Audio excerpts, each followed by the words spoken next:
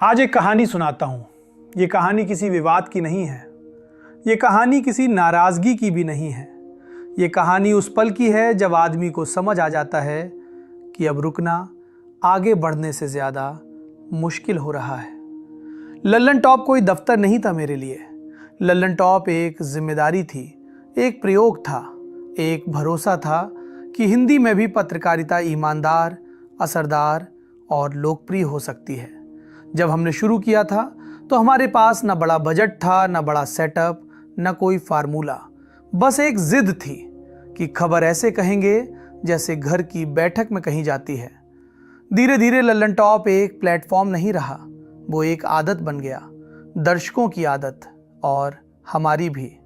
लेकिन जिंदगी यही सिखाती है, हर रिश्ता हमेशा चलने के लिए नहीं होता।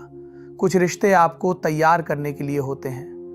समझने वाले समझ गए होंगे, ये फैसला किसी एक दिन में नहीं हुआ।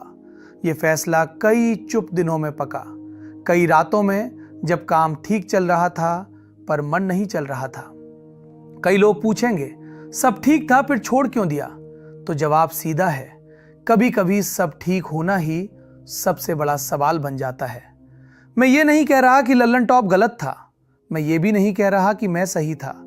मैं सिर्फ इतना कह रहा हूं कि अब मेरी यात्रा मुझे कहीं और ले जाना चाहती थी। लल्लन टॉप ने मुझे बहुत कुछ दिया, नाम दिया, पहचान दी और सबसे ज़रूरी आपका भरोसा दिया।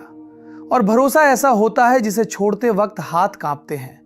लेकिन अगर आप किसी जगह सिर्फ इसलिए टिके रहें क्योंकि लोग आपको पहचानते हैं तो आप धीरे धीरे खुद को खोने लगते हैं। मैं खुद को नहीं खोना चाहता था। आज भी मैं वही हूं जो सवाल पूछता है, जो सत्ता से असहज रहता है, जो दर्शक को कमजोर नहीं समझता। बस मंच बदलेगा, आवाज वही रहेगी, नीयत वही रहेगी। और अंत में बस इतना कहूंगा, लल्लन टॉप से निकलना पीछे जाना नहीं है, ये आगे बढ़ने का वही साहस है जो पत्रकारिता आपसे मांगती है। आप साथ थे, आप साथ हैं और उम्मीद है आप साथ रहेंगे। समझने वाले अब पूरी तरह समझ गए होंगे।